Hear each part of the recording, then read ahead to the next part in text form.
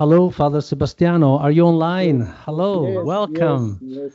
Welcome. Okay, thank you. Yes. So here close to me there is Professor Rizzi, who is the Dean of the Department of Religious Studies, and he can see you. And the Professor Branca, he is just beside me. Okay. And we have the video already prepared. However, if you want to share your, we can eventually use the one that you sent me this morning. Okay. You are talking with me, Paolo. Yes. Can I just give the video and you tell me if it is the one that you want to show to the others? Actually, I send three things. One is the video, the other is a prayer. Yes. The video. Yes. I think that it should be better to to use the video only because yes, actually somebody is assisting me. We can put the video online. Yes. Okay, you can share on screen that video. Okay, very good. So Silsillah promotional video, so you cannot miss. Okay, the other good. Is something presenting the harmony prayer. Very good, very good. So you manage everything from your computer, okay? Okay. You have to share your screen with with everybody, okay? Advice for the Paolo. Here is raining, the weather is not good, so better that the video come from you and much clear. Okay, maybe. we can use the video. Okay. Would you please tell me if this is the video? I'm going to share with you the video in this moment, okay? Just before starting the academic exercise, okay? Okay.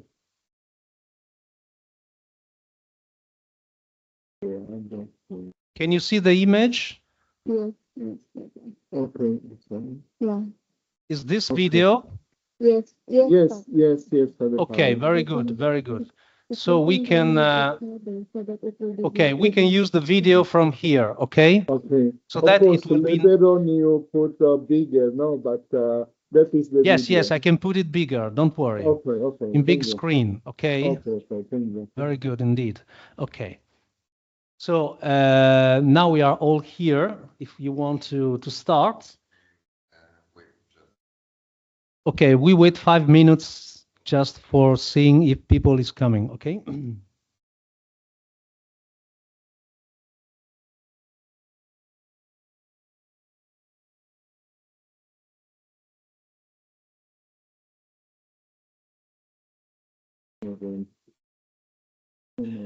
So, Professor Wadi, are you online? Yes, Professor Padre Wadi? Paolo. Okay, Yeah. do you have some materials to share with us? I will make the share when I will talk later. Okay, very good. So you can manage from your computer. Would you? Yes. It's okay, just very one good page. indeed. Good. Okay. According to our schedule, the maximum time for your presentation and my presentation as well would be 30 minutes, not more than 30 minutes, okay? To let people have questions eventually, okay? Is that okay with you? Okay, yeah. Okay. I'm asking all the right. students that are all the participants that are online to shut down their microphone during the conference. They will switch on the microphone just for the questions, please, okay? During question time. Thank you very much. And please, Professor Wadi and Father Sebastiano, you have to be online in audio and video, okay? So that people can see you. Thank you. Okay, Padre Paolo. Copy. Good.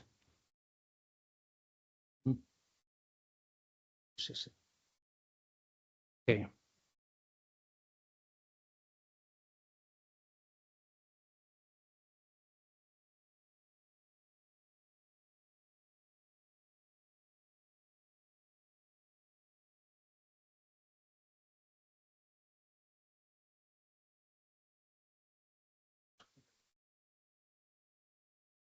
Questo è il video da mandare su.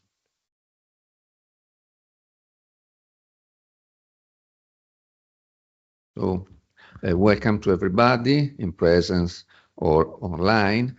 My duty as the Dean of the Department of Religious Studies of the Catholic University of Milan is only to greet and welcome all the participants to this joint Italian and Filipinian roundtable, which take into consideration an experience that is the dialogue between Christian and Muslim in the Philippines, that is particularly significant in this moment when we see in the Middle East, but also elsewhere in the world, the renaissance of a deep conflict on religious basis and the deep conflict amongst different religious groups.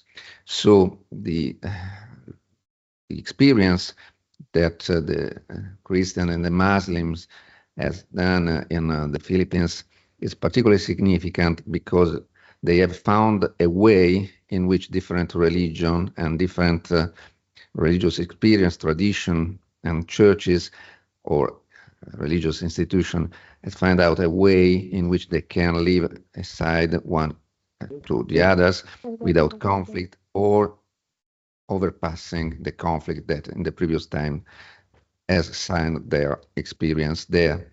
So from our European point of view, in some way, what in the Philippines and in particular the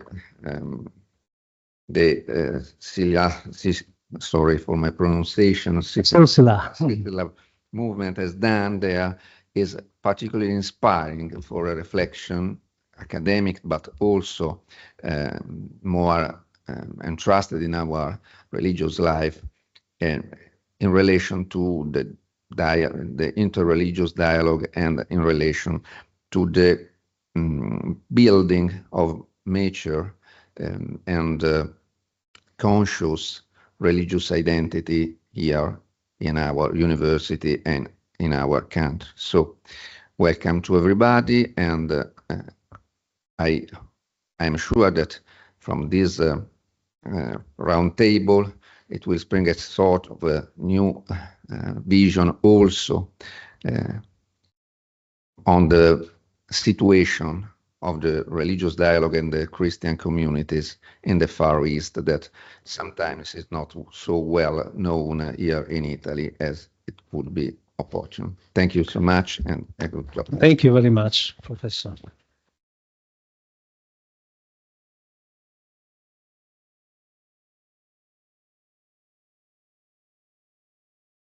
Hello, good morning for the Italian, but good evening for our guests in Philippines. I'm very proud, very happy to have the opportunity to open this roundtable, especially in this day. Really, when we decide for this conference, the date of today, we didn't pay attention to a particular that all over the world, anyone today is looking west. Why? Because it's an election day in the United States. But we are happy because we are looking far east. And this is the first point. We pay attention to the lives of common people living together, and we consider that very, very interesting and precious, more than the clash between political parties or powers all over the world.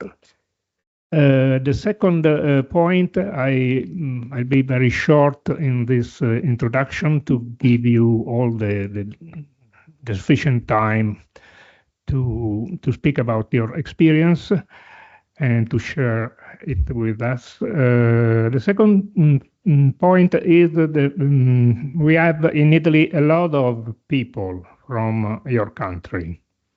And the majority of people of your country working in Italy are working in our houses as a housekeeper, as looking after old people, ill people, children. So there is a very important thing. We trust in people of your country, and we appreciate their presence and their help in our everyday life. And the last point is similarity, because Italy too is a country with the majority of Roman Catholics. But we have also a big minority of migrants from Islamic countries, especially Morocco and Egypt, but also Pakistan, Bangladesh, and other Far East countries. So we are very, very grateful to you to share with us your experience, your methodology, because we need suggestions and hopes in this challenging that is the dialogue of from between different religious traditions and cultures, but I prefer to stop here to give the floor to Father Paolo Nicelli, who is the very responsible of this initiative. Thank you very much. Assalamu alaikum. Thank you, Professor Branca. And as you said before, the reality of migration is something very important for our country here in Italy. However, unfortunately, we don't know so much about what is happening on the other side of the world, from where these people, I mean the Filipino people, are coming here. What is their history? What is their reality? Considering the fact that there is a world moving on, and this world is a plural society. I can extend this to the whole of Southeast Asia. That would be my task later. But however, the Filipino reality is something unique in the meaning that over there are real experiences of dialogue between Muslims and Christians that are not just experiences in themselves, but they can become also an academic issue to be considered, socially speaking, politically speaking, and religiously speaking. Therefore, I would like to introduce, first of all, Father Sebastiano D'Ambra. He's a missionary of the Pontifical Institute for Foreign Missions, the PIME missionaries, and he's already more than 40 years in the Philippines, and he started an experience of interreligious dialogue. I joined him a long time ago, and I had the same experience, and in a sense he was my trainer in dialogue. And because of that, I had the opportunity to widen my experience of dialogue between Muslims and Christians. So Father Sebastiano will introduce the Silsillah dialogue movement and the spirituality of dialogue towards peace among Muslims and Christians in the Philippines, which is something like starting from a religious experience, which is not just religious in dialogue, but it is also cultural as well. Therefore, I give the word to Father Sebastiano, but before starting his talking, he was asking me to give a video online so that you can see in a brief way what is the history of Silsillah dialogue movements and the reality of the plural society in the Philippines. Welcome, Father Sebastiano. Thank you, Father Paolo, for this presentation. I'm happy to be with you. Of course, I've been in Milan for many years. I studied in PIME, and I'm happy that you are doing this activity. Invite me to be with you. Assalamu alaikum, Professor Marco Rizzi, and thank you for this invitation. Also, my good friend, Professor Branca, many years ago we had been close and sharing together. And of course, Professor Paolo Nicelli is a very good friend. During these past days, I know that one dear friend, common friend, Giampiero Alberti, it was on September 5, passed away. I say this because he was a good friend. We say a lot of how to bring dialogue in Italy, because apart from my experience in the Philippines for a long time, I was also some years in Italy to do a mission. So with this, of course, the topic that was assigned to me, Silsillah dialogue movement, the spirituality of life in dialogue, world peace among Muslims and Christians in the Philippines. Before sharing the video, I will say something how I started that moment, and after we present the video. As some of you know already, of course, I'm a female father, but I was inspired. I am a priest of the Vatican II. In fact, sometimes I joke, I said Vatican II was before and after my study in theology. I've been ordained in 1966. What is important in this journey, at the time I was quite touched and impressed of the idea of the new ways of the mission. Of course, we know the document Vatican II, Nostra Aetate, no need to elaborate the document, that really, if we go on details, start from a basic question: what is man, what is the purpose of life and suffering, etc. So that idea of to be with the new ways of the mission came to me. And at that time, after a certain time, I was in Italy for almost 10 years before going to the Philippines. I was assigned for NATO, other things. One good friend, so two good friends. One is Father Salvatore Calzed, Father Andino Villano.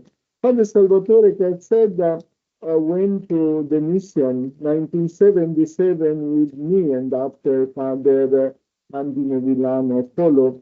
And we dreamed together to do this mission, the new way of the mission. Actually, at the beginning, the Superior wanted to send us to Thailand to have a mission with the Buddhists and the Congress of Thailand. At the time, it was civil war in Thailand, and so at the end, no permit, and the Superior sent to us to the Philippines, and practically we sent us to Mindanao. My journey in Mindanao has been quite colorful.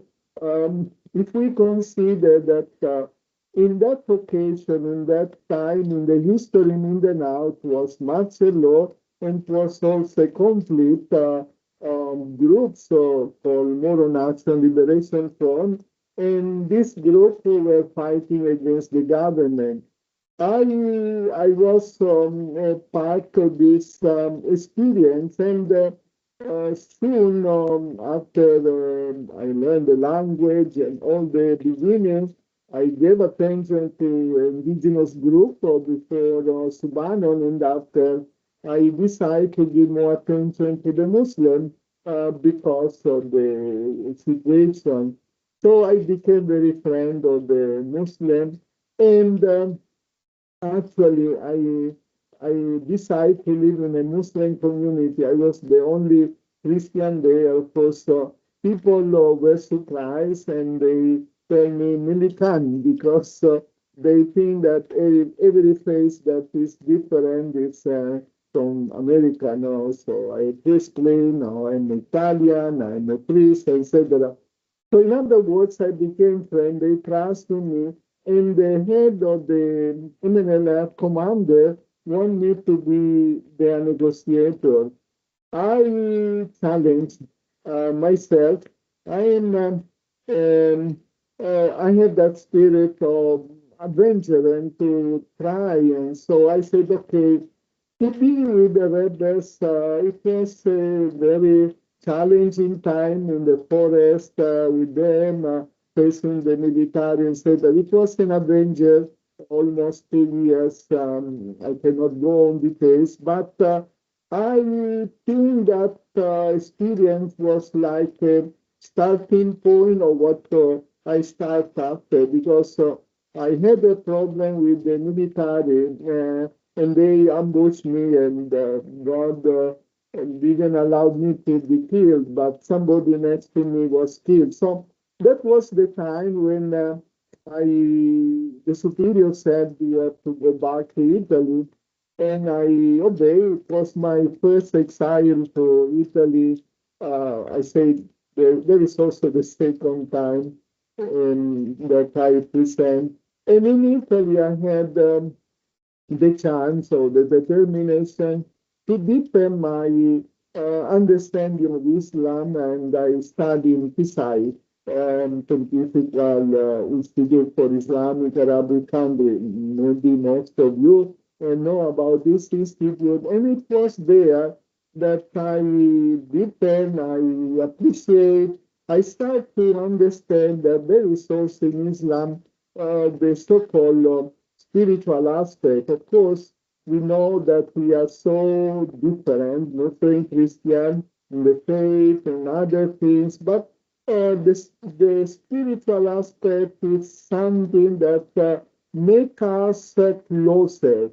And that was the starting point of a certain reflection. In fact, when I had the chance to go to Philippines, I share with friends, and even the name Silsillah, many of you know it's an Arabic word, was part of this experience. And I present to the Muslim Christian friends, to the first group, we have to start a movement starting from spirituality, the spirituality of life in dialogue. And I explain, I propose to the Muslim the great jihad.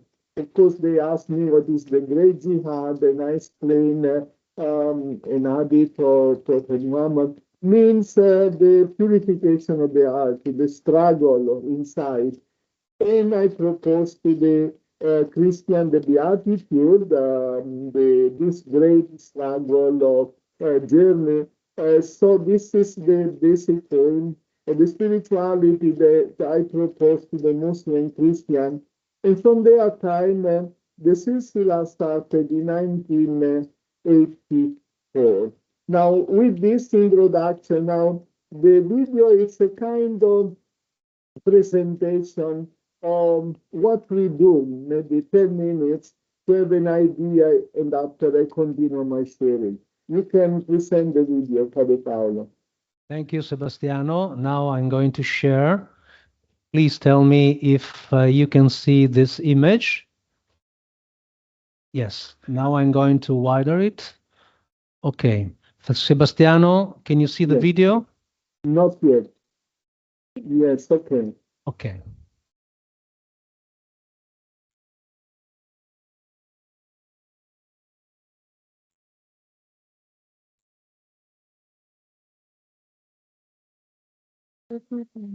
No sound here.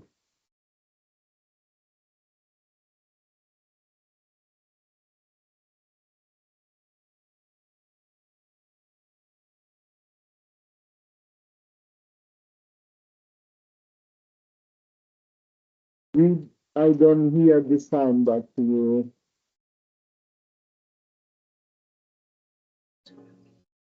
Sorry, just a moment. There is some problem for the. I can interrupt just a moment.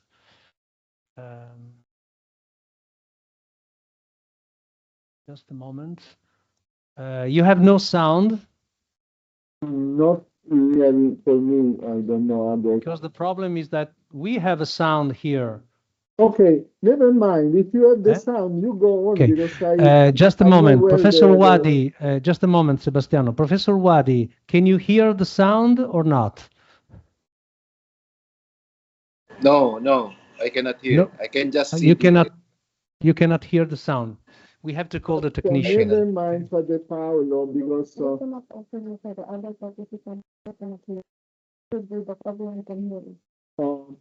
No, because the problem. There is a problem here. somebody who is assisting me say that probably You can have say a few to- words. When the sound is ready, we can show the movie, okay? Let's see here. Just a moment.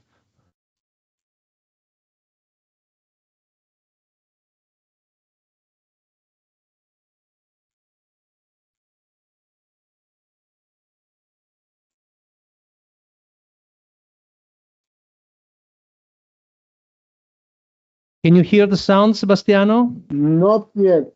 Not yet. Hold it.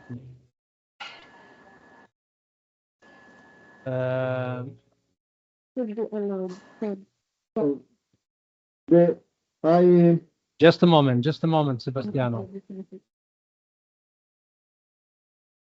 Okay, we can show it later, okay, at the end of your conference, okay, Sebastiano? Can you switch on your microphone, please? Okay. Okay, good. So I continue my hearing. Here we are trying to present from you again. Okay. Wait, Father Paolo, we will send from the voice. Okay, don't worry. You can continue your conference, and at the end we can. We share screen, and we have already the voice. You have the voice, okay. Yes. Let's see if it is possible right now. Can you hear the voice? Can you hear the voice? Your voice, yes, but now we are. Can you hear the voice, please, Sebastiano? Yes, can your voice is clear. Can you hear the voice? Yes, your voice is clear. Okay, very good. Can you hear the voice of the video? No, we cannot. No. Now, can you hear the voice of the video? Is that okay? Silsillah is an Arabic word which literally means chain or link. Okay.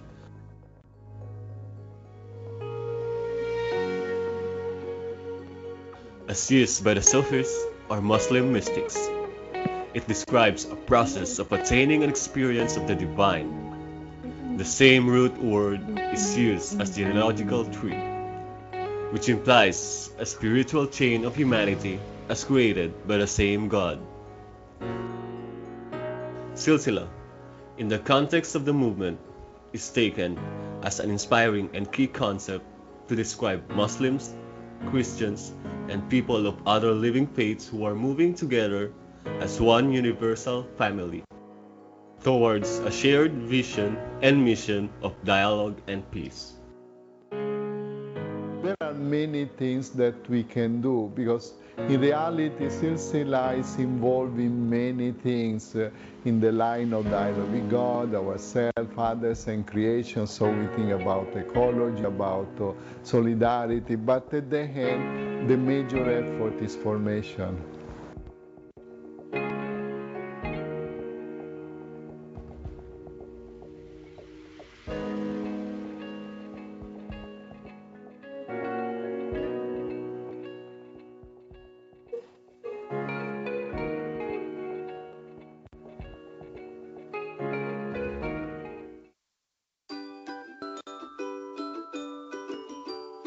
Silsillah promotes the culture of dialogue path to peace, sustained by the spirituality of life in dialogue for a deeper understanding and better relations between Muslims and Christians together with people of other faiths and traditions.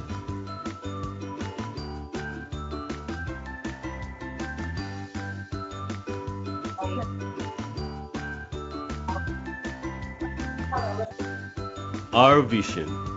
In the name of God, the fountain and source of dialogue, Silsillah envisions a life in dialogue for all Muslims, Christians, and people of other living faiths in respect, trust, and love for one another, and moving together towards an experience of harmony, solidarity, and peace.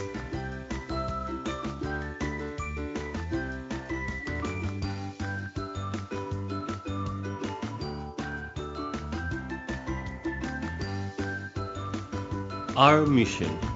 As instrument of dialogue and peace, we commit ourselves to live the essence of our respective faiths and bear witness to the values of our own religious traditions.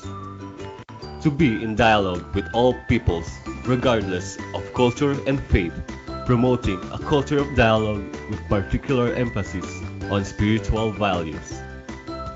And to be in solidarity with all people in the uplift of the less privileged, in the building of a progressive, just, humane, and ecologically sound society.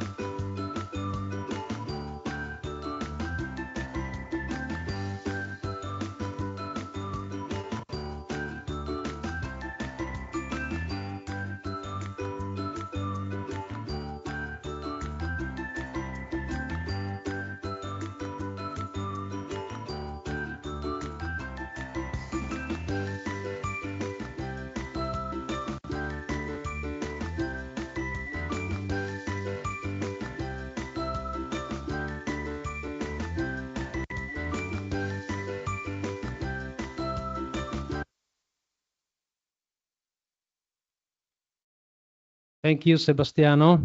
Thank you. We saw that it's plenty of activities, Okay. the Silsillah dialogue movement. Okay. I give you the word. Okay. Now, of course, no time to explain all the activities, but at least I can say a few things, and after if there are question and answer, question I will answer. Maybe one thing that I can say, this year it's the 40th anniversary of Silsillah, so we have been celebrating in different ways. Even last May, we were together.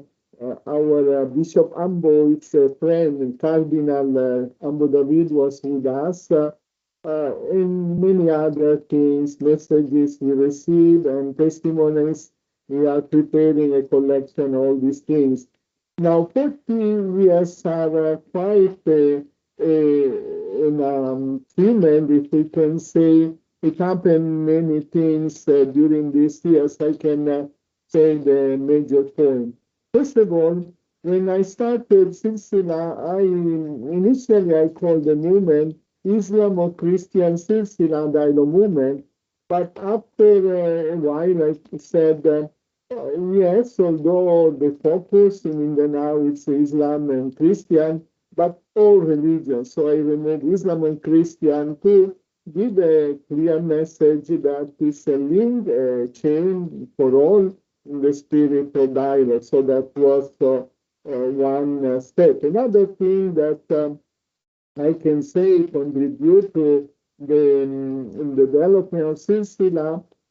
After maybe 2 or 3 years that I started, the bishops of the Philippines, the Catholic Bishops Conference, asked me to be the secretary on the national level of the Commission for Interreligious Dialogue. And actually, the first office of that commission was in Zamboanga, near Silsillah. So that I collaborate in many ways. So in some ways, Silsillah became also very well known around. Another thing that I can say contribute to our reflection and deepening and sharing is that since the beginning in 1987, so only 2 or 3 years after the beginning, we start the Silsillah Summer Course, a Muslim-Christian dialogue. And actually, that was a great beginning, in a sense, initially for our member, but after many, even from the Philippines, even from outside the Philippines, Muslim, Christian, up to now. And of course, Father Paolo was sometimes the director of the institute for that we do these seminars. And of course, in that time, in the first few years, I met also Professor Wadi. There's, I think, a nice story of how we became friends. Now we consider him like our spiritual leader in Silsillah. So these are things that happen. Unfortunately, one time in 1992, during the summer course, it was on May 20, Father Salvatore was with us, giving a lecture in the morning. And at that time, the areas here was quite tense. It was a group called Abu Sayyaf. They came from training and abroad, and they realized that Muslim Christian in Zamboanga are together, friendly. So for them, it's a surprise. They had to break this friendship, and so they did many things until one night Salvatore was the victim. I still survived, but in reality, I have to leave the Philippines for the second time, my second, you can say, exile. All these things are moving, thanks to God. Along the way, many things happen. I can only mention something. One thing important that came in the life of Silsillah is the Emmaus Dialogue movement.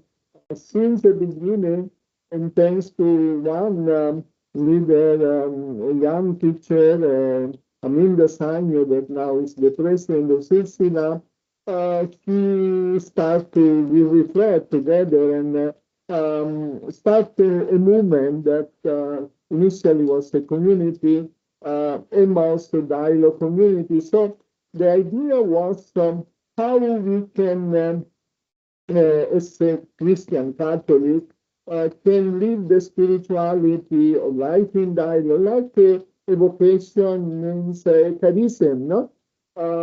We did something also for the Muslim, although it's more slowly, we call Muslimah for dialogue and peace. But this group of Emmaus started in a simple way in a poor area where there are conflict, Muslim, Christian, and it was a very important beginning.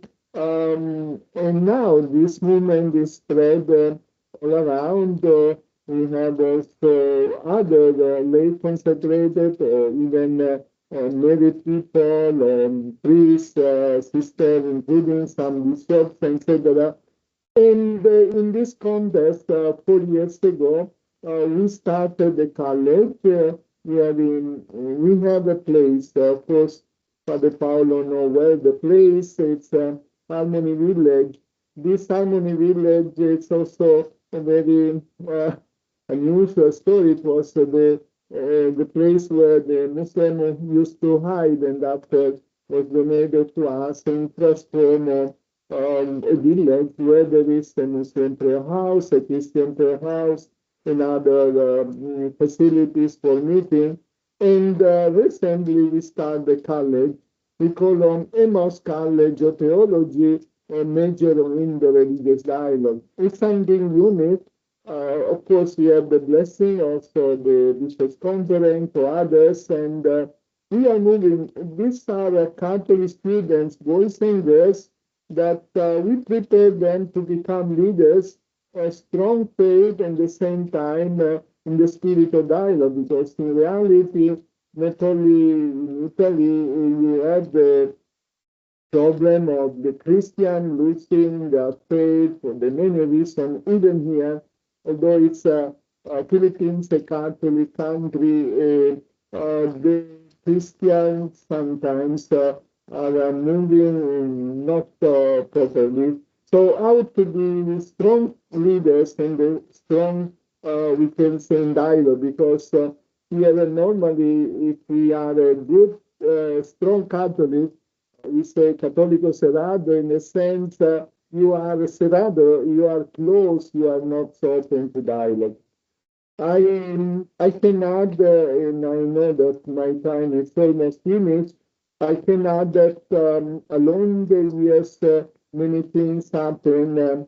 Of course, it was a war sometimes in Zamboanga in 2013, a lot of problem, but we have been the front line to help. Sometimes in the year 2010, maybe we know that United Nations launched the World Interfaith Harmony Week celebration based on the love of God, the love of neighbor, love of common good. I was quite touched. I said, look, this is very similar to our spirit. So I find all the way to bring this idea also on the national level to the Senate, to the and the president at the time make an article, a Republic Act, that now is a celebration on the national level. We spread because we, along the years, we have formed, especially in Mindanao, groups that we call Silsillah Forum, means our alumni that come, they form groups or dialogue in their own city. We have around 15 in Mindanao and also one in Manila. In a very important place, there is the famous place for the Christian, the chapel, and next door, the other side, the door, you can say the road, there is a golden mosque. There are we build also dialogue there.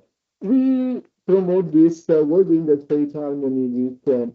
And I can say it's successful all around. We work in a partnership, and recently also we developed together as a group on the national level one other week that we call Dialogue with Creation Partners Week. Will be celebrated on October 1 to 7, and many things can happen. There is a movement behind. Just today, for me, was been a very important day, not only because of this. I was in Sangili, and it's the you can say the government part of the. I was with the Commission for we can say environment, because we are promoting the watershed and reforestation. So means for us, dialogue with creation is not only academic, but we try to make people to be involved. And I can say a few other things, but I'm afraid it's already long. Even we have a program for our children, we call Tulaibad for Dialogue and Peace, means what we prepare in this level, we try to present on the level of elementary school, etc. It's a very challenging program that hopefully will be adapted on the national level by the government. And by the way, in Italy we have a group we call Comunità Dialogo. These are friends, my friends and friends of Padre Salvatore, that when Salvatore was killed and I had to go back to Italy, we formed this group which connected to Silsillah. So our link with Italy directly with many friends, but also Comunità Dialogo. I like to stop here, and later on I welcome all the questions. I think it's enough. Thank you very much for listening. Thank you, Sebastiano, for your sharing. We saw that your experience is very deep in different sectors of social life. It is a dialogue, a worldwide dialogue that you are building within your community, also forming people. Father Sebastiano was mentioning about the college. So he started an experience of college because the Bishops' Conference of the Philippines asked him to prepare people for dialogue. Because beside the involvement in experience, we have also to focus on academics, which means trying to deepen dialogue, making it part of academic life and social life as well.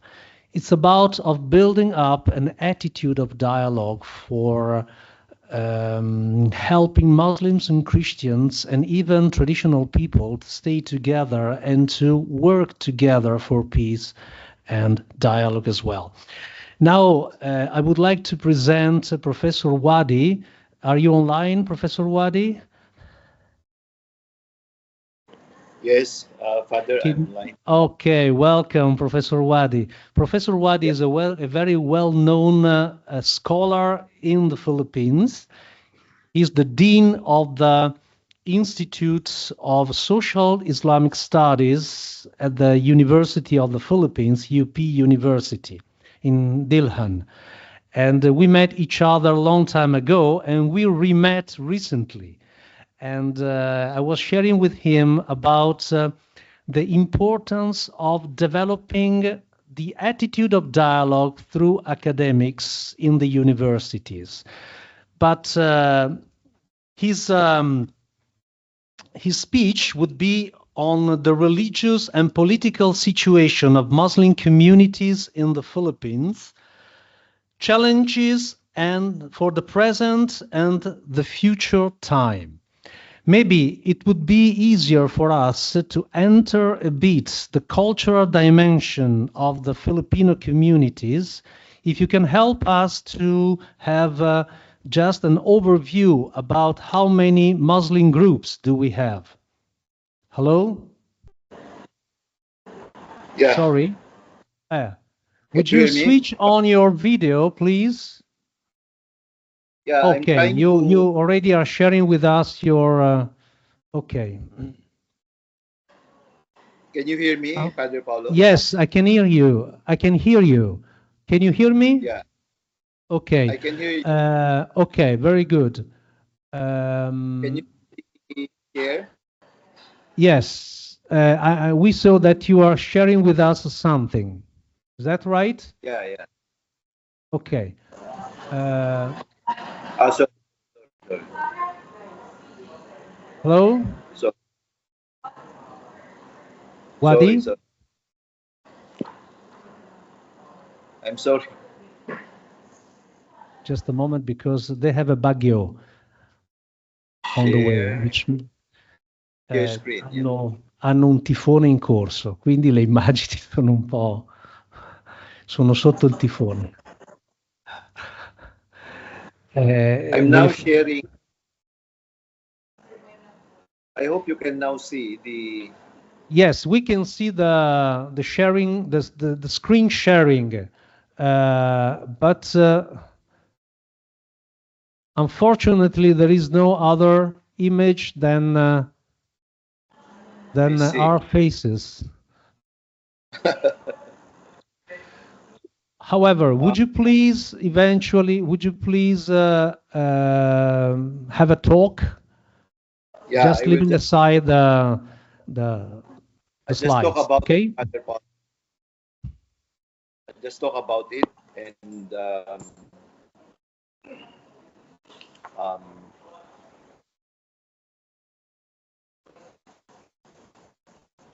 Hello? Hello.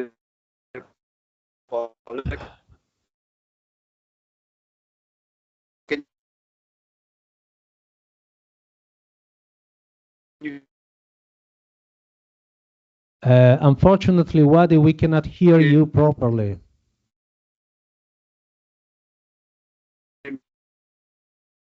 Oh gosh. Wadi, are you online?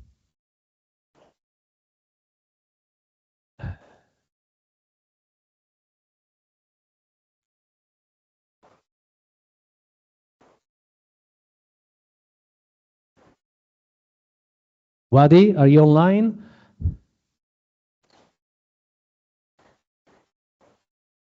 Cannot hear him. Wadi, are you online? Okay. For the meantime, Professor Wadi is not online. If you let me go ahead with the program, so I can share with you. Hello, Wadi? No. We cannot hear you properly.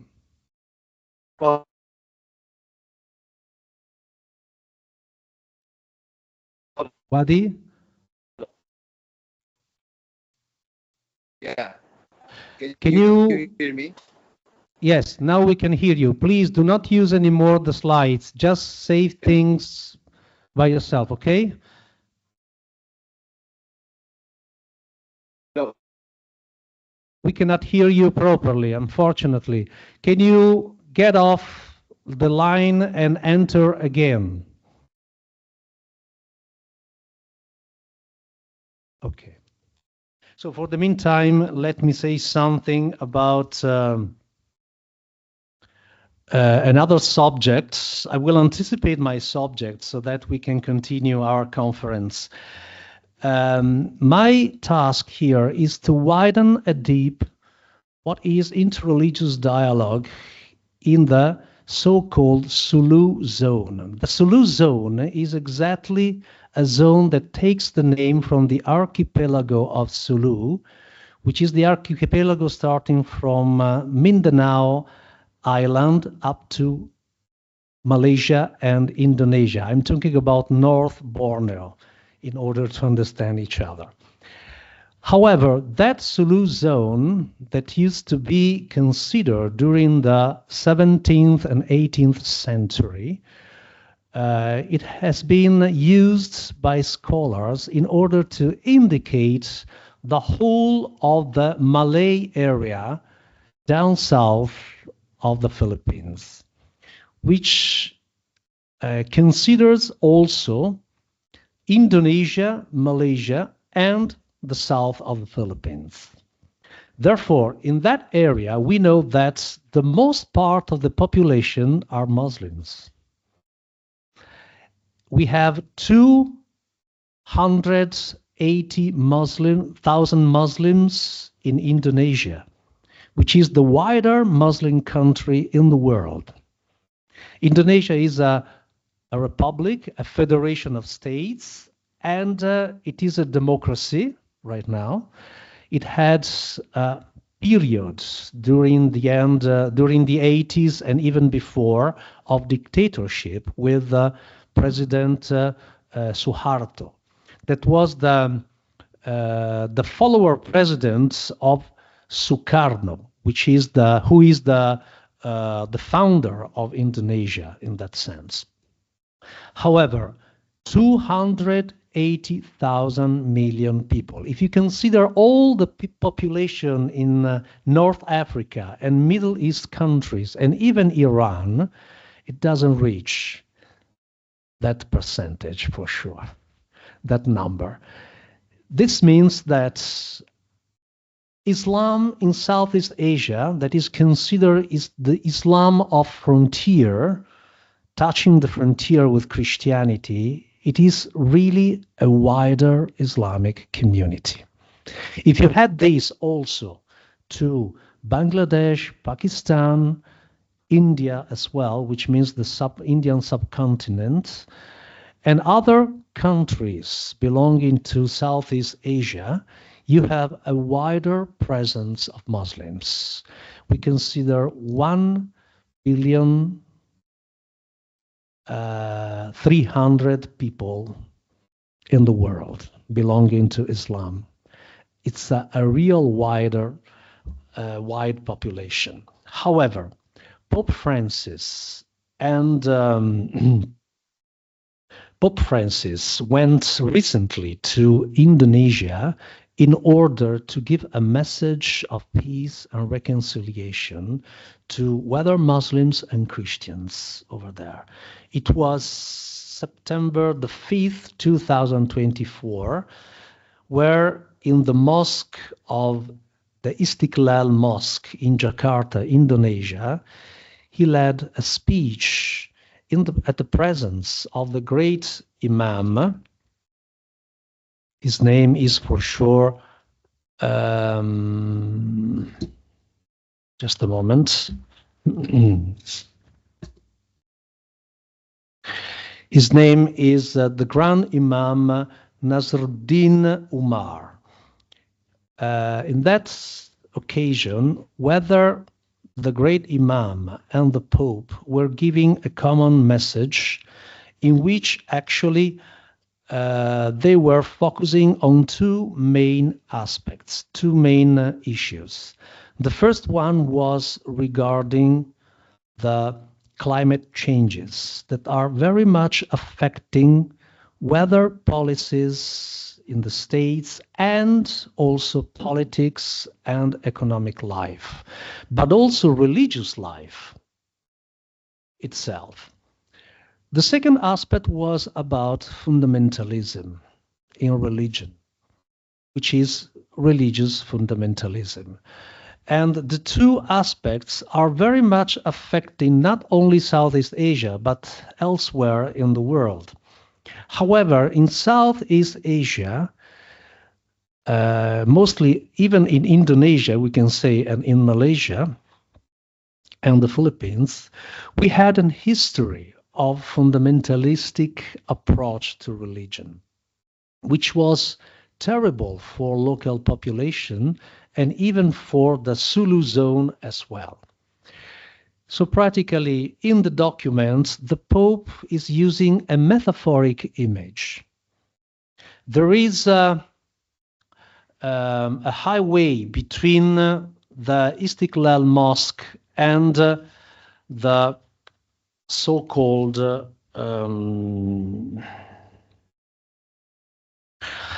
Cathedral of St. Mary of the Assumption. The two of them are one in front of the other, and they have no connections because of the highway passing by in the middle. But there is a tunnel under the highway, and this tunnel that usually it gives us the idea of a very dark area, where people cannot see each other. They are passing by, but they cannot meet. They are meeting each other, but they can see each other. In fact, it's plenty of light, so people can see each other. And there are Muslims and Christians during the celebration that after the Mass or after the Friday prayer, congregational prayer, they are going to the tunnel just for reaching their houses. And they are encountering each other. So the Pope is using that metaphoric idea in order to say an unknown place that is supposed to be dark, for not knowing and not seeing each other, is becoming the opportunity for encountering each other. And along the way, people can see each other and can make question, who are you? And what is your faith? From where are you coming in that sense? So Pope Francis is calling this part of the road the tunnel of friendship. So among Christian, Muslims, and traditional people in the Philippines, most of them are animists. So they are not monotheists in themselves, but they are belonging to the animist religions.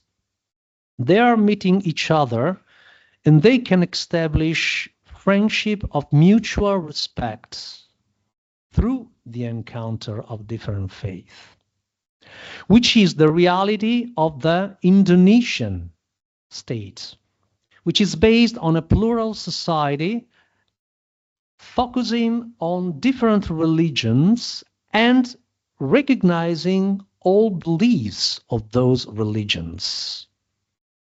So there is for sure an idea that is at the very basis of the Indonesian constitution, that is the Pancasila,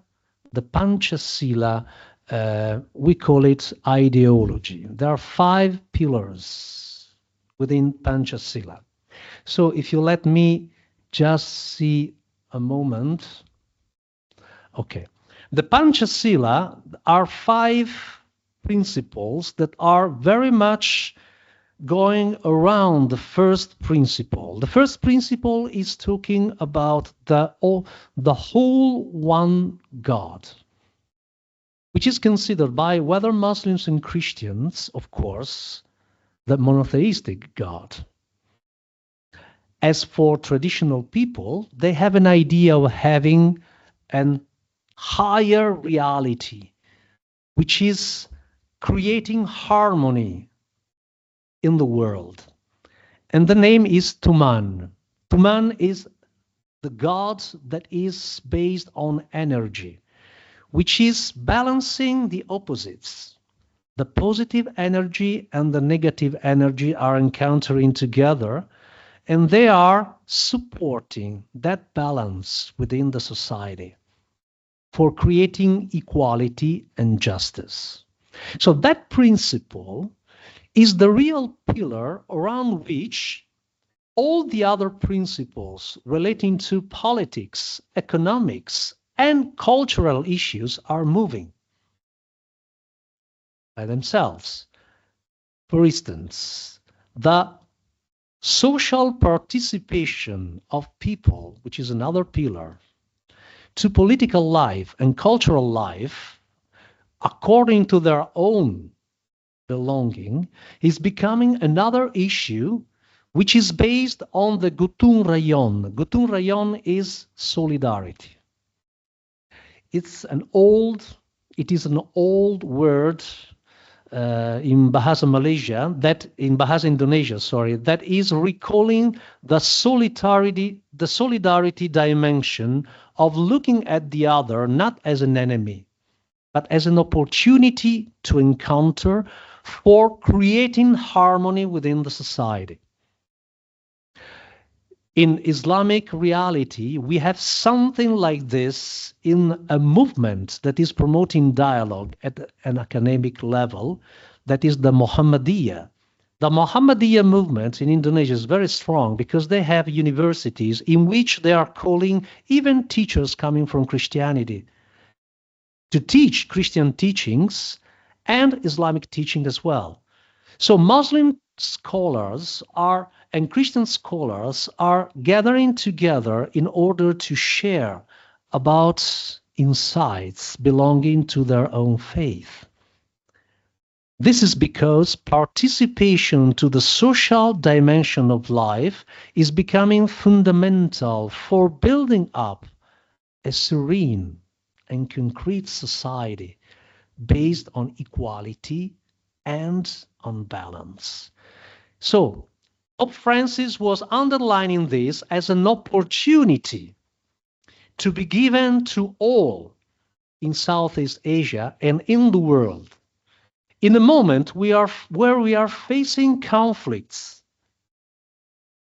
that are mostly political conflicts that are opposing interests, and they are using religion as a tool of violence and discrimination towards people. It is true that potentially religion can become an instrument of violence when it is emptied by the real content, which is the love of God for human beings and the experience of love and life and faith between God and humans. However, religion in itself has another goal, another message. That is the one of regaining confidence and trust among people belonging to different beliefs, to make diversity as something that can be important for building up a plural society. So in that sense, the tunnel of friendship, according to Pope Francis, can become an opportunity, not just a metaphoric idea, but a real content to be applied to dialogue. And the Silsillah movement dialogue, according to my experience, is a model, a reference model, to be like, we can say, like a light that is shining within Southeast Asia's context. Why? Because it unites experience of life, experience of faith, and experience of deepening even academic insights. In Silsillah movement, there is a lot of formation. And the element of regaining trust with the environment, which means the true ecological approach to life, for saving the common house, the common home that we have all together. And on the other side, to fight against fundamentalism and to form people with different attitudes for dialogue and peace is for sure something that can become a real model to be applied everywhere. Of course, looking at the real context, because we cannot bring an experience that is started, that is a present experience in Southeast Asia, just to bring it to Italy and to make it in the same way that is in Southeast Asia. You have to look at social, historical, and cultural conditions to modify and for applying it to this context. However, the attitude, however, the ideology that is beyond it, the experience of faith that is beyond it can become really a model, a reference model for everybody. So tunnel of friendship is a tunnel that is based on something higher than our religious belonging, which is not putting aside our religious belonging, but is keeping the religious belongings and making them part of that process in recognizing that since we have been created at the image and likeness of God, we have a dignity, and this dignity must be preserved everywhere, in any context. So this friendship dimension, which is higher than our individual or religious belonging as a community, can bring us together and can build bridges of peace and encounter among us. So this is for sure something that Pope Francis and the great Imam wanted to enhance within the society. And the Indonesian and Malaysian and Filipino context can help us to realize how important can be the presence of Muslim, Christians, and traditional people in a context for developing an attitude of dialogue towards a religious encounter and cultural encounter as well. So I'm asking Professor Wadi. Are you online, Professor Wadi? Yeah, I can hear you already, Padre Paolo. Okay. Now I would like to give you a word just to let you talk about things. Please do not send any image because otherwise it will be difficult to remain connected. Yeah. Okay. Would you please switch on your video? Okay. Thank you. So you can start your talk. Thank you. Welcome. Welcome again. Well, first, thank you very much, Padre Paolo. Switch on the video, please. Organizing this conference. Switch on the video, please. Because we cannot see you. Yeah, that one. Okay, Can you see me? Good. Yes. I have to read my text in another page. So that's okay. That's okay. Go ahead.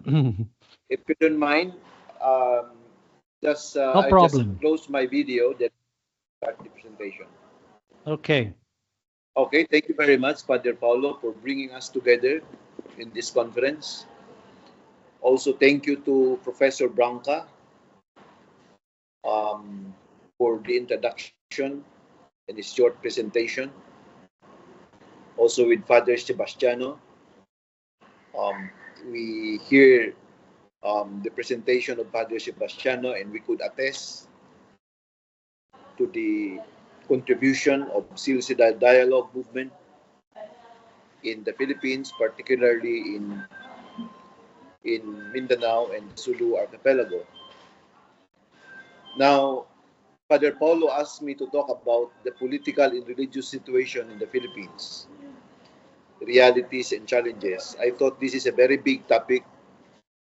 This requires a long presentation. I thought I just want to focus my presentation at least 10 points. 10 points, and I will highlight some of the most important parts. Number one, a more promising future is emerging on Muslim-Christian relation in the country after decades of peace and turmoil in the southern Philippines. You know, these past several years and decades, we have seen the pattern of violence in Mindanao, especially in the 70s, towards the 80s and the 90s. A combination of rebellion radical fundamentalism in Mindanao was affecting many parts of the country, notwithstanding the presence of communist rebellion, communist insurgency in other parts of the country. And it's relatively similar situation even until now, although there is relative calm.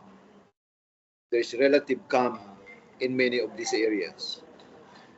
Now, however, even if there is, we call the promising future emerging, we take such a promise, however, with some guarded optimism. Guarded optimism. Why do we say that? Because we still have the same structural conditions prevailing in the areas, reinforced with socio-political conditions that are still fossilizing in less conducive to change as well. So the presence of this structural condition and the socio-political conditions in many parts of the country, particularly in Mindanao, are restraining change. That is why the promise of the future can hardly move forward. But at least we are seeing a relative calm, as we said. Now, this is quite positive.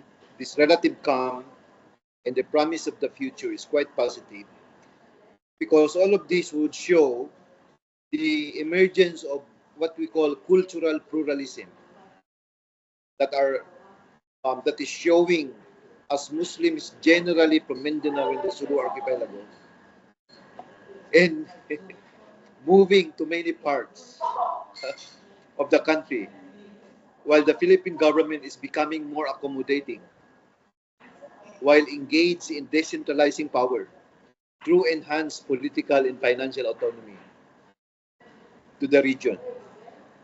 So, on one hand, we have the presence of cultural pluralism with Muslims, migrating to many parts of the country. And you have also, on one hand, the Philippine government engaging in extending more powers to the Moros, to the Muslims in the South, in terms of what we call enhanced and financial autonomy. So we are seeing this as positive, because this would mean on both sides there will be growth in terms of the experience of Muslims living together with non-Muslims in Visayas, in Luzon. This is the central and northern part of the country, as the Philippine government is also extending autonomy to the Muslims in the South. Now, radical extremism and violence, which was a problem for many decades, have been largely reduced since the war in Marawi in 2017. But this led into the dispersal. The war led into the dispersal of many Muslims, particularly Maranao, a major Muslim group, to many parts of the country in the north. They come to places like Metro Manila and many areas in the country because their communities was badly damaged.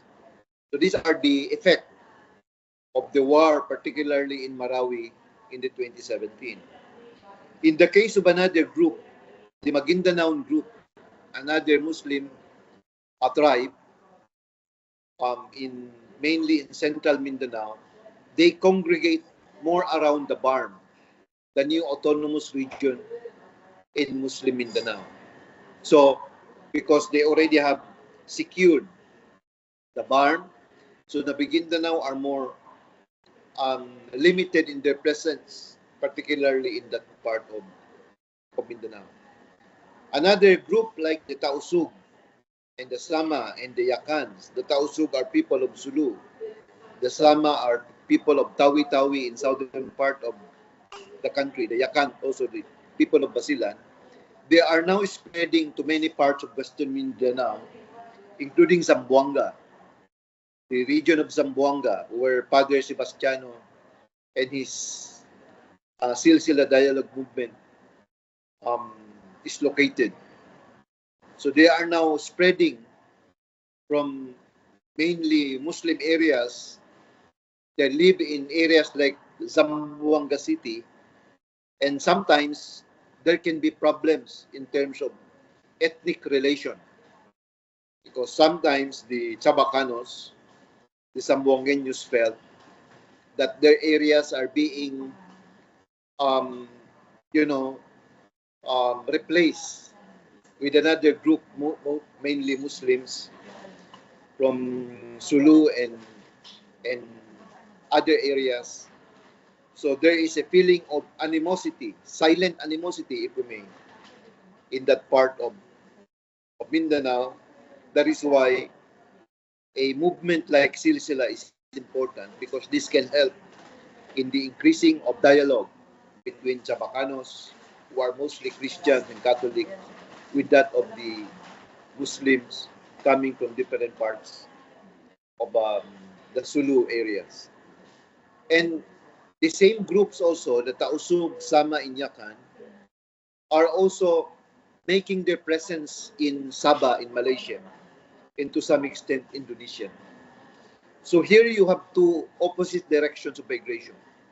The Maranao, from Lanao area in Eastern Mindanao, Central Eastern Mindanao, are migrating towards the northern part of the Philippines, including Metro Manila, whereas the Tausugs are mostly moving towards Sabah and other parts of Malaysia, including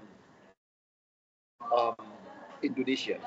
Now, this phenomenon of rural-urban migration in the spread of Muslim communities in major cities, in metropolises, present a demographic challenge and poses new opportunities and strains to both migrating and receiving communities. On one hand, the increasing migration from rural areas left would left the hinterlands uncultivated. You know, they were left abandoned because they prefer, these Muslims migrating to cities prefer urban life. But the problem is, there is a increasing problem in living in cities because of the demands for more spaces, the congestions, and so on and so forth. So while allowing for more cultural interactions and familiarity of traditions, it adds into urban pressures, especially in highly congested areas where land spaces and opportunities are getting limited, with many wanting a share of the pie that is also getting thinner day by day. So it imposes a double whammy on Muslim communities, that is, pressures in living in urban areas and challenges in maintaining their traditions. There are now many places, including Metro Manila, that are dominated by some ethnic groups, like the Maranao, that are transforming supposedly a Christian area like Quiapo into Muslim areas. So, in a sense, these problems of bringing in new culture from the south, in their tradition, is changing the cultural landscape, of traditional Christian community in Metro Manila.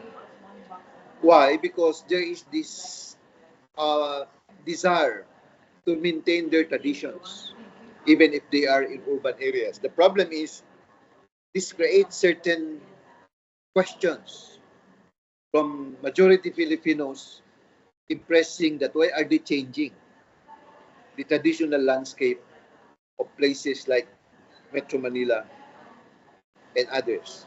So in a sense, even while Muslims are spreading in many parts of the country, there are also some concerns because they are not only spreading, but they are also changing to a certain degree the cultural landscapes. Now, apart from push and pull factors, urban migration is leaving the countryside of Muslim areas undeveloped, as we said, perpetuating old structures with socio-economic conditions, including religious and political sectors, hardly able to evolve progressively. So because they are leaving the rural areas, the old structures remain. No reform is happening. In fact, old condition remains, and these are being taken advantage. This being taken advantage of by proponents of traditional politics, because traditional politicians, for instance, would prefer that old structures remain so that they can continue, to control many of these areas. Thus, um, there is a continuing migration of people coming from rural areas like, Sulu, Basilan, Maguindanao, Lanao, in other places, creating new challenges um, amongst people um, in urban places. On one hand, this creates some, as we said, cultural pluralist society, but this also creates more pressure, more challenges as the demand for spaces, jobs, employment, and many others are also increasing. So I can elaborate more on this, but I think these 10 points would be enough. If there will be a time, we can discuss more these 10 points, and if there is a need to develop this presentation into papers, then I can write a full-blown paper on this. So with that, Father Paolo, thank you very much for allowing me to present, even shortly, my presentation. Thank you so much. Thank you. Thank you, Wadi. Thank you. So Wadi practically told us that, Professor Wadi told us that for the meantime, the Philippines are facing a very strong internal migration, which is different than what we have here in Italy, for instance. Migration is coming from abroad. Over there, Muslim communities are going from south up to north, which means up north. And they are creating new opportunities of encounter with Christians, repopulating Christian areas that have been left beside, but at the same time creating new challenges and new pressure for social services and mostly labor, because people is looking for labor for sure. Migration is moved for economic, is present for economic purposes more than for other purposes. And this is exactly what is making the Filipino people also migrants outside of the Philippines coming here to Italy and also to Malaysia and Indonesia. I had friends of mine coming from Malaysia that were telling me that they just left 10 years ago. And the situation increased year by year, provoking a kind of disparities between countries. The Philippines are a migrating country, and Malaysia is an immigrating country, which means that it is very close to our situation here. And you can see also how they face this situation, which is very, very similar to our methodology. However, having an overview regarding the political and cultural situation in the Philippines. I have to say that in the Philippines, there are about, just to give you some data, there are about 100 million people, mostly.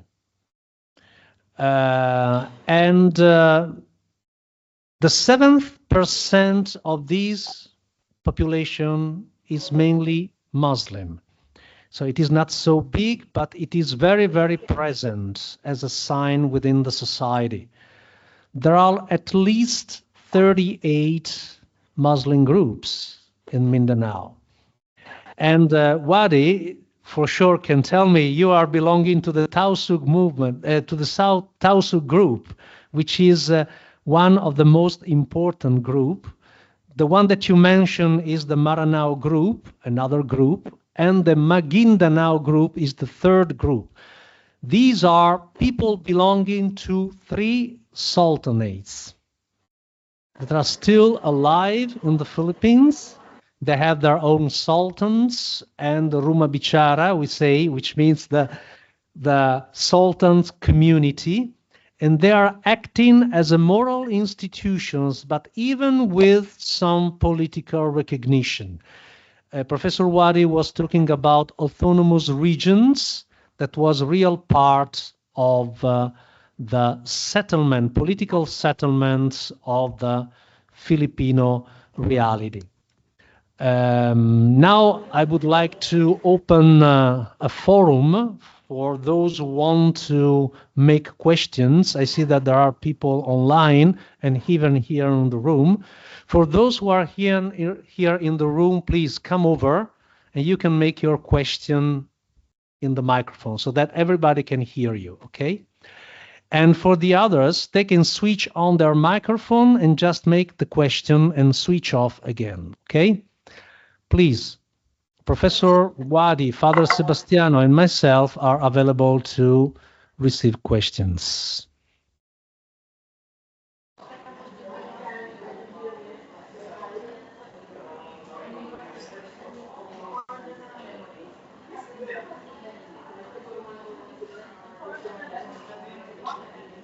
No questions? Please, don't be shy.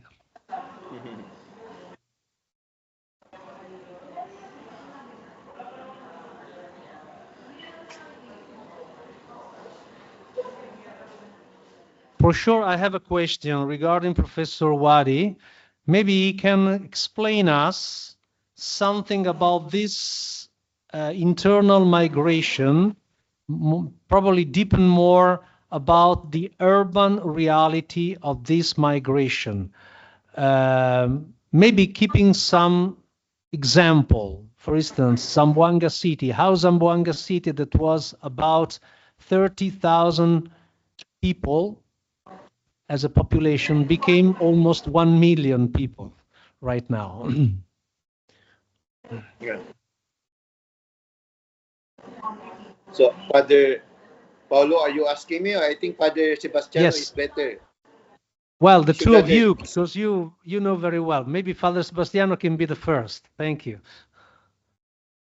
Father Seb can be the first. You have to Okay. switch on. Okay.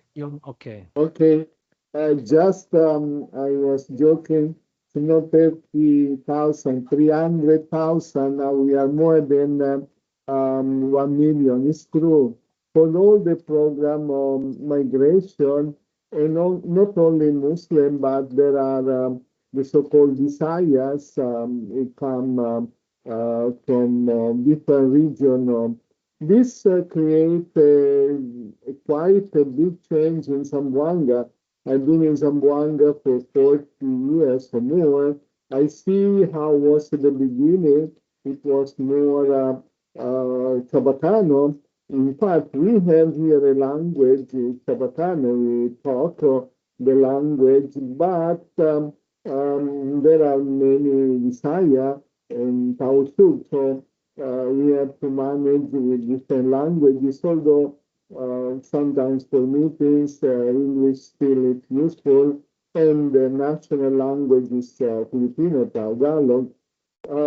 This will create a lot of things. Today, I mentioned we had an important meeting, the government with the Sacro politicians, speaking about Zamboanga. And the point was how to properly distribute the land, the forest, and the area for production, for other things.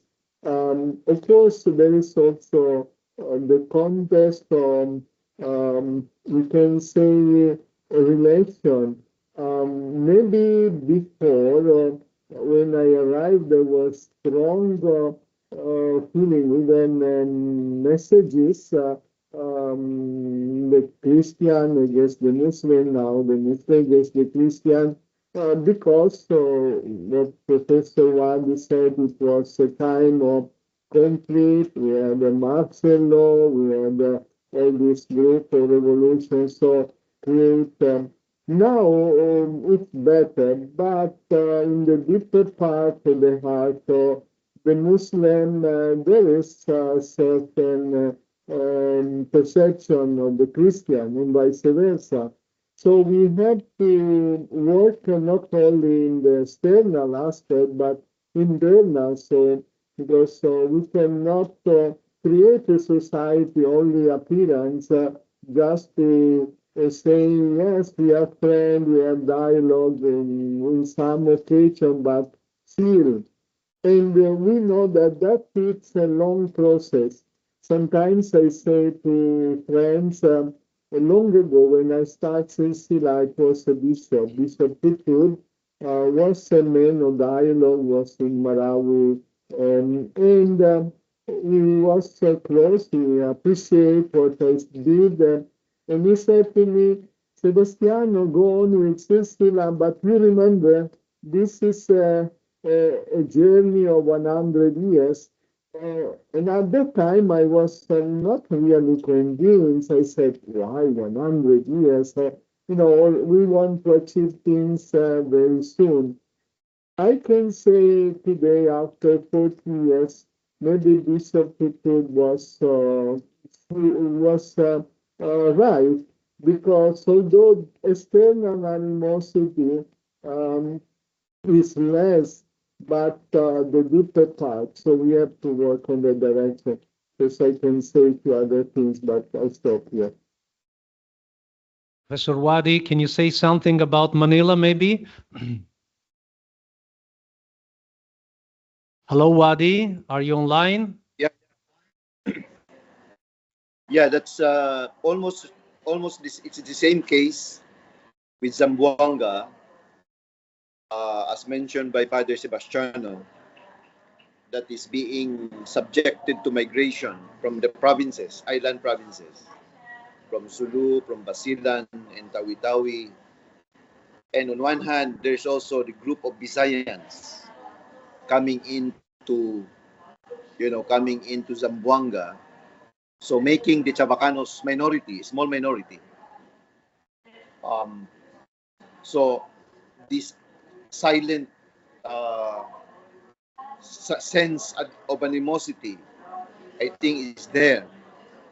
In the case of places like urban areas like Cebu, and Manila, and to some extent even Davao, there are also migration from Muslim communities, and they usually insert themselves in urban centers.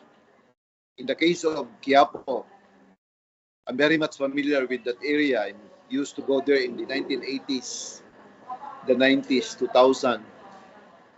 If you have followed the development of that area, the Muslims were already occupying many areas. In fact, they are now creating a kind of a environment that area is a Islamic area, identified with mostly Maranao. So they create some symbolism, even controlling certain roads, which was what it was not there in the 1980s.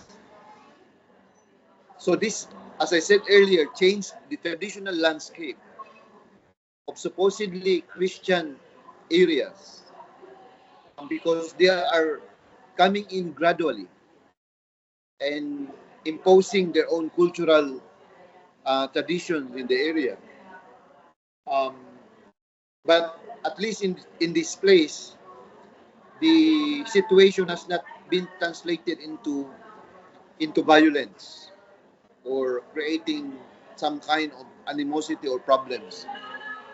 But as a observer, a long time observer in the area, I'm very sure, Filipinos, especially Christians, living near the Quiapo Church, would be raising many concerns why there is this change of landscape in the area. Now it's also the same place in Taguig, another dominant Muslim area in the Taguig area, the Maharlika area, where Muslims are also becoming dominant, and to some extent they control that place. Then some kind of religious structures are also created. The same thing with other parts of the city, like Quezon City, right? So what we're saying is the Muslim are now quite well spread in places like Metro Manila. And on one hand, as we said, this creates some kind of a plural society. But on the other hand, I think some Filipinos are raising questions. Why change the landscape, the cultural landscape? Because that would mean changing certain traditions, certain values that has been there for quite a long time. So this is our observation. Possibly even in other places, you can see, because whenever there is a Muslim community, there has to be a mosque. Every community, there are many mosques increasing in number. For instance, back to Zamboanga, in the place where Padre Sebastiano is based, you have now the largest mosque in that part of Zamboanga City, right? And in a place that Muslim communities were very rare, right? So hopefully, this kind of the presence of different communities in the symbolism they displayed would not really create some kind of tension and animosity, because I think the measure of one's faith is shown in the way we deal with the other. Because if we only live amongst ourselves as Muslims or amongst ourselves as Christians, then we will not know the strength of our tolerance level. It's better that we live that with different faith traditions, because that would mean we are already matured in our appreciations of our faith tradition. So what we are saying, Father Paolo, this time we are facing a new challenge where the call for more tolerance, for more engagement, for more cultural understanding is important, so that we can restrain the possibility of creating more tensions and animosity between and among faith traditions. Thank you very much, Father Paolo. Thank you, Wadi. So as far as I'm concerned with the reality of the Philippines, I can see that there is a kind of opportunity for deepening the encounter between Muslims and Christians in the Philippines, not just as a religious reality, but also a cultural reality. On the other side, there are challenges, social challenges to face anytime the community, whether Christian and Muslim, are widening their presence in the Philippines. Professor Branca, would you like to say something? Maybe to have a question?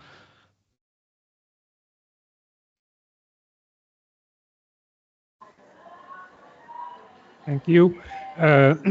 We see in Europe, in the countries where we have a big presence of migrants, we have two main trends. The French one and the British one. The French one is a very assimilating program. You must be French, you must learn French, you must share the same secular value of republic.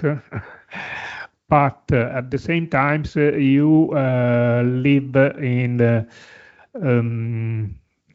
a social and economical situation, problematic situation. And this push people to use their ethnic and religious diversity to produce riots sometimes, but the real reason is an economical and sociological issue, not a religious one. In Britain, I saw with Father Paolo some years ago, there is the communitarist system. You can visit big cities like Birmingham or Leicester, and you find there are Oriental cities. Exactly. The majority of population are from Pakistan or Bangladesh, and it's very rare to find a local British citizens living there. I don't know if you have something like that in your country, because I suppose you have an ethnic, linguistic, and cultural situation very articulated, not so simple like France or British country or Britain. But if you have some reaction about this issue, I thank you. So I turn the question to Father Sebastiano first, and after Professor Wadi. Okay. Yes, actually, we observed actually a few weeks ago, we had a visit of Father Alessandro from Milan. It's in charge of migrants there in Milan. We share a lot about the attitude of migrants in Italy, and of course the Filipino. Yes, I've been traveling a lot. In the past, I saw variety. One thing that I can say here in the Philippines, it is true what Professor Wadi said. I can say we are moving, the society is changing in different parts according to the place. Just an example, he mentioned about the Capo. It's a very interesting area. Silsillah has ascended there. The priest in Capo invite us to be there to promote dialogue, and so for so many years we are there. We have in one side of the road a very famous church, Capo. They have devotion to the Nazareno. I think it's the most popular celebration around the world. They've been reaching also millions and millions, and this creates also a certain anxiety when this, because on the other side of the road, there is a community, as Professor Wadi said, Maranao, especially, but the group of Muslim. In the past, some of these groups have been quite, we can say, dangerous, plus other problem, their social problem. But we are doing a great job that recognized also by the government. Before, for instance, even tourists cannot go in that area because it was a dangerous area. Now there is a tourism, and they say thanks also to the work of Silsillah that has been creating a certain atmosphere of friendship between the Christian and the Muslim, even to the point that I know now in the big celebration of Sacro with millions of people, when there is problem of security, the military with us, with the church, and they also asked a group of Muslims to be part of the security, to be sure. Then something that in the past was not like this now. So there are developments. And I can add another things in this line. For many years, we started a program that we say Philippine Overseas for Dialogue and Peace. What is this program of Silsillah? The idea is we have more than 10 million Filipino abroad in different countries for different reasons. Italy by hundreds of thousands, it was mentioned by Father Paolo, and we try to accompany them. In fact, we have done also something concrete to help. But one idea is, okay, the Filipino for any reason need to go abroad to work. And we say the challenge is you Filipino have to promote dialogue and peace. So practically, the dream, no, it's in progress. The dream is what is our spirit of Silsillah here? Hopefully you bring also there. In the past, I've done something going to visit groups in Dubai, in Hong Kong, of course in Italy, after it was COVID, and so, but we are restarting again this program. I can add more, but I stop here. Thank you, Sebastiano. I just add something regarding these courses of formation that we are trying to make with radicalist Muslims, which means that it's a way of encountering those imams, those Muslims that are radicalists in their attitude against dialogue, and step by step with patience and also with the strong attitude of dialogue, we try to enhance a certain attitude of recognizing dialogue as a way for building up a relationship between Muslims and Christians. Professor Wadi, would you like to answer something to what Professor Branca was asking you? Yeah. Thank you, Padre Paolo, and thank you to Professor Branca. The two cases he mentioned about the French, which is, as he said, assimilating, whereas the British is more what he refers to as communitarian. These are two important cases that has a reverse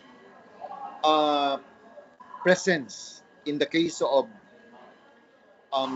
the Spaniards, the Spanish, and the Chinese. You know, these were, as you know, the Chinese, the Spanish were in a sense, the immigrants.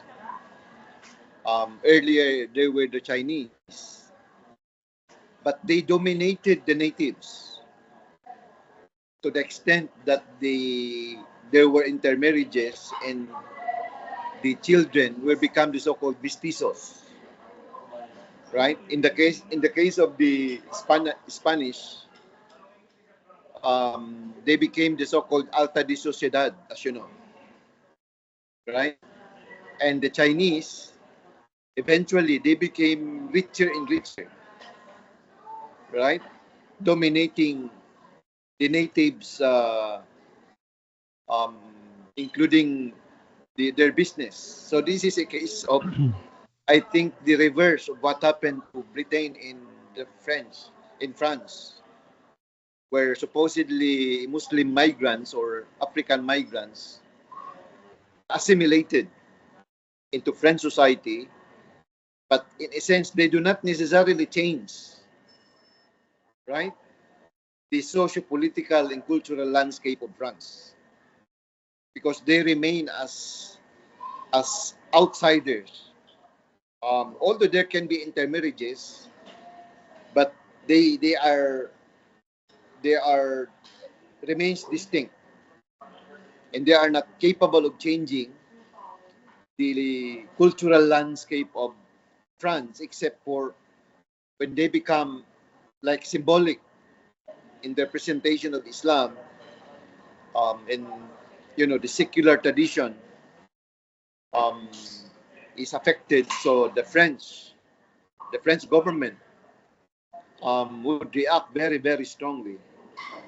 In the case of British, as you know, the presence of many Muslim ghettos in areas, including, in fact, communities complete with mosque, bazaar, with products coming from the Middle East.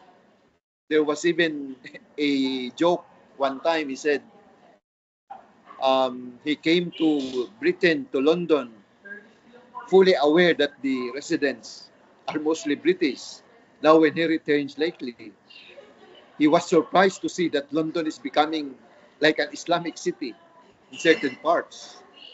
Why? Because there are already many presence of Pakistanis, of Arabs, Africans, and they congregate in their mosques. They become even more Islamic. Therefore, they become a new source of identity in British society. But they do not change the socio-political landscape. There are those who can run for mayors, like the mayor of London or say in Scotland, but still not enough to change the overall socio-political cultural landscape of British society. And there are no ways with which they can become dominant in either France or in Britain. But in the case of the Philippines, this migrating community of either Spanish and Chinese, they now became the alta de sociedad, and in fact, the tycoons and big business groups in the Philippines. So this is, I think, the difference.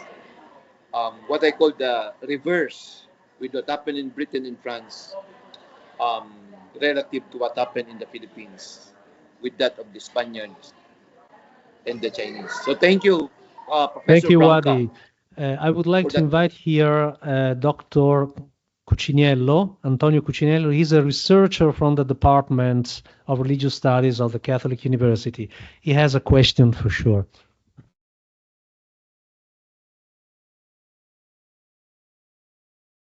Okay.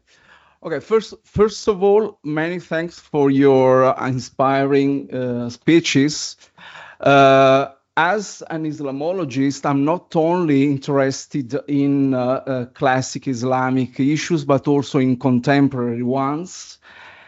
And that's why I started researching and studying the document of Abu Dhabi on human fraternity that was signed, as everybody know, in Abu Dhabi in 2019, the document on human fraternity. And maybe I'd like to also to imagine that the Silsillah movement inspired the writing of this document. So my question is the document of Abu Dhabi a tool used in Silsillah movement and university in the Philippines? Thank you. So this is a question, first Father Sebastiano and after Wadi Julkipli. Actually, of course, that is a document. Even in I've been writing books on dialogue. There is one dedicated to that special gathering of the human fraternity, and even we have done a summer course on this. And yes, I believe it's inspiring.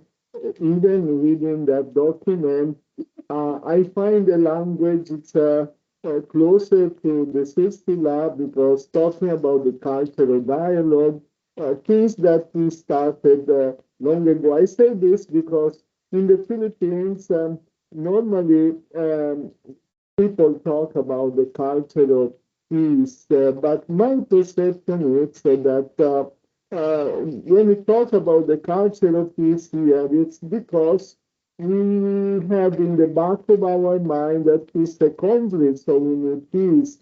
So the concept of peace is not complete. In fact, in my reflection or in some writings say we have to talk about the cultural dialogue path to peace.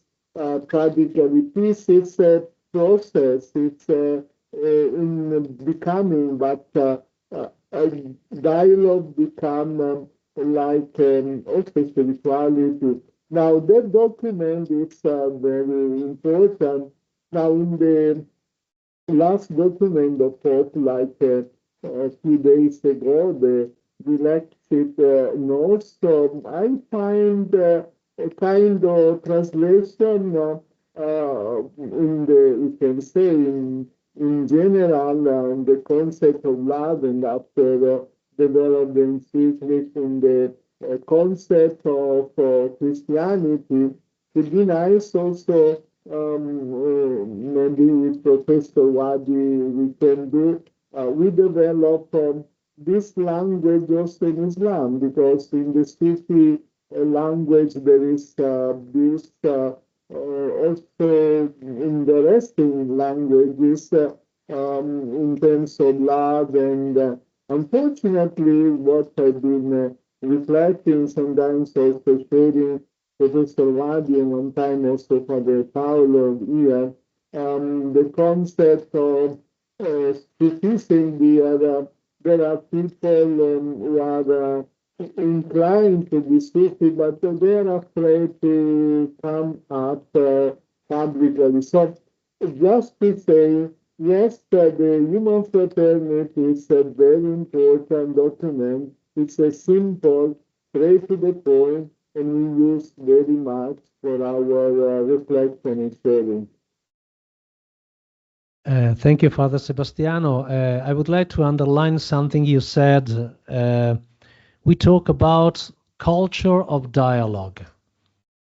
However, the document for the first time since long time ago, where the church in Nostra Aetate was talking about the relationships between Christians and people belonging to other religions,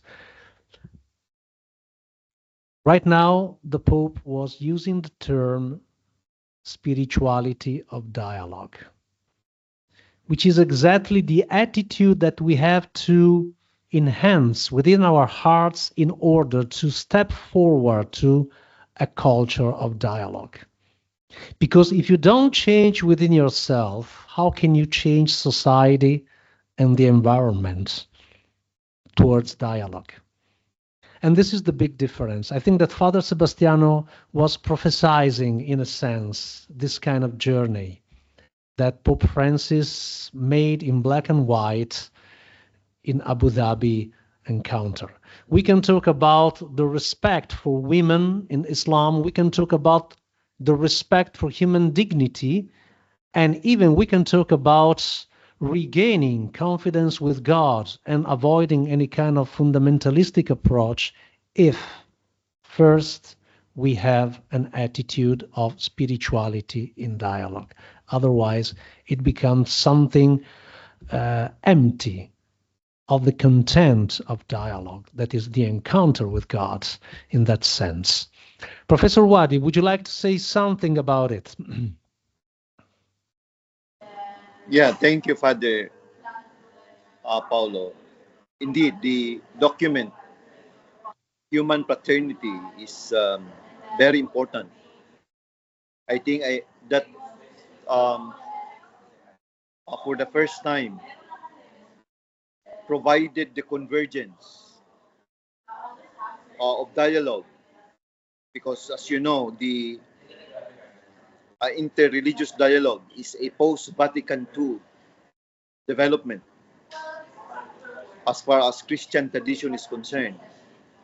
In other words, before the 1960s, it was not in the tradition of the church of going strongly in engaging dialogue with the Muslim community. Whereas you also know that the rationale of dialogue from the Muslim tradition is that it is part and parcel of the Islamic teachings. For instance, the Quran says, "Ud'u ila sabili rabbika bil hikmah." Engage in good argument and wisdom. There's also a hadith that says, a prophetic tradition that says, "Ballighu anni walau ayah." Spread this word, spread the Quran, even a single word.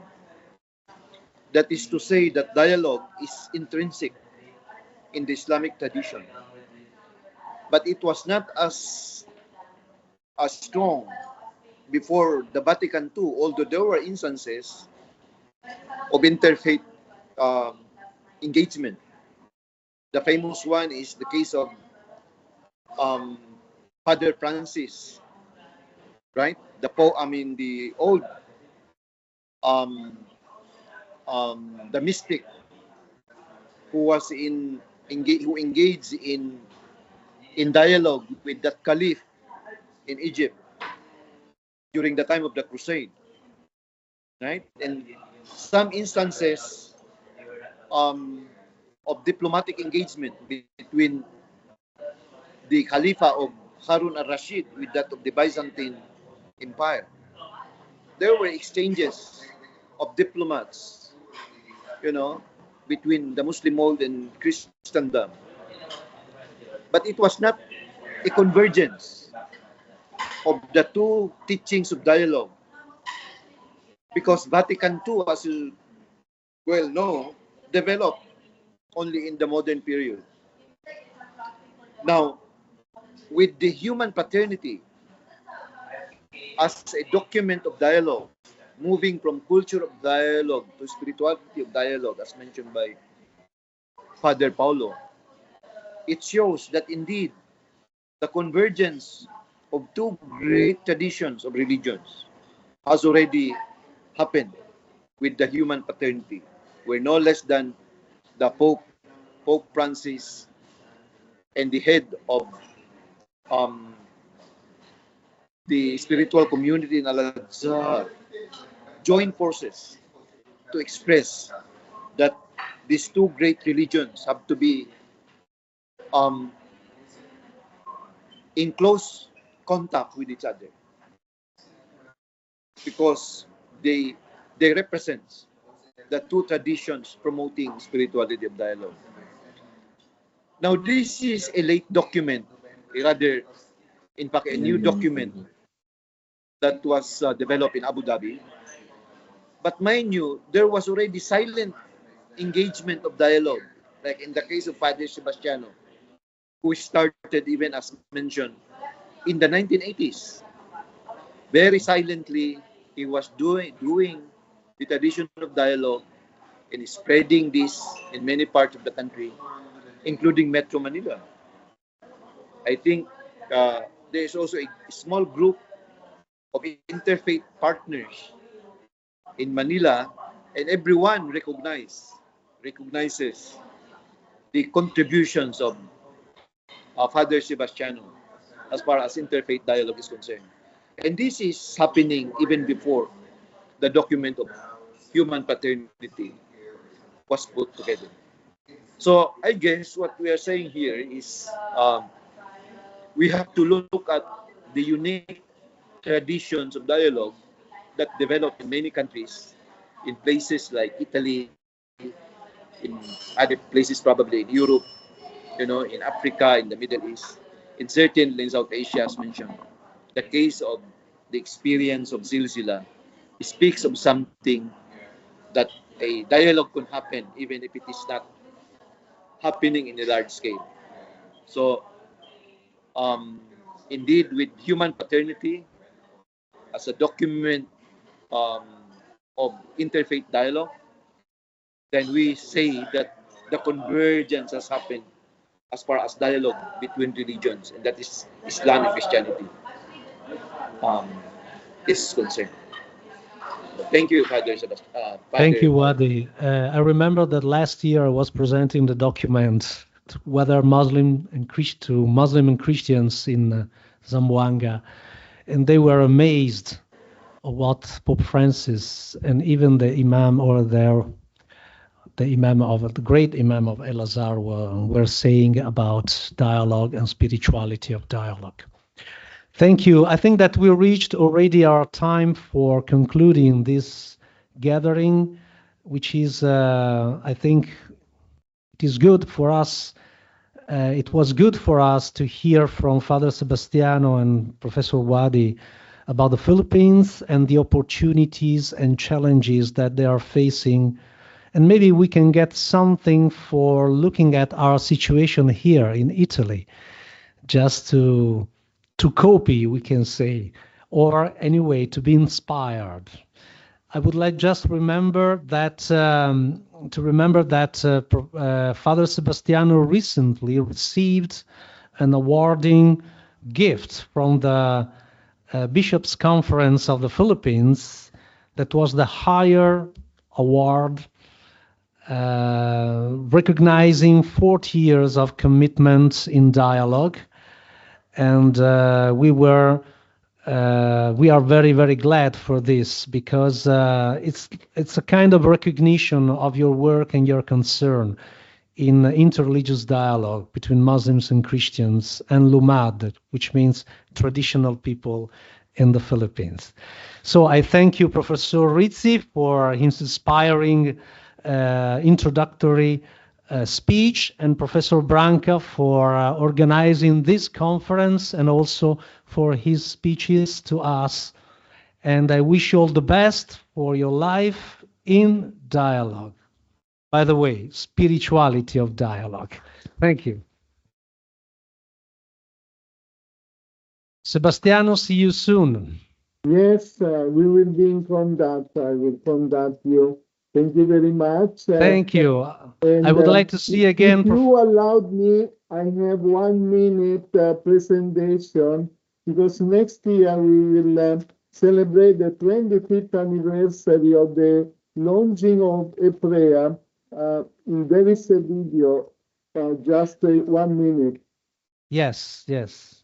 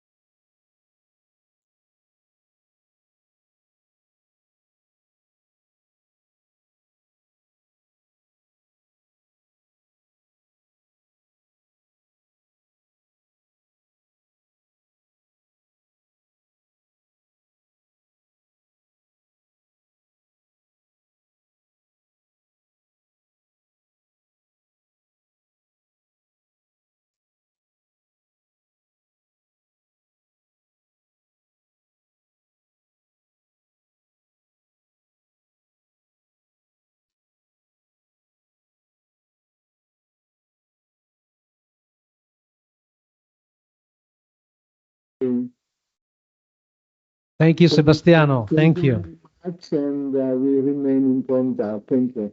Yes, thank you. Professor Wadi, I wish you all the best as well, and to all people connected. Thank you very much for this opportunity, and I wish you all the best. Bye-bye.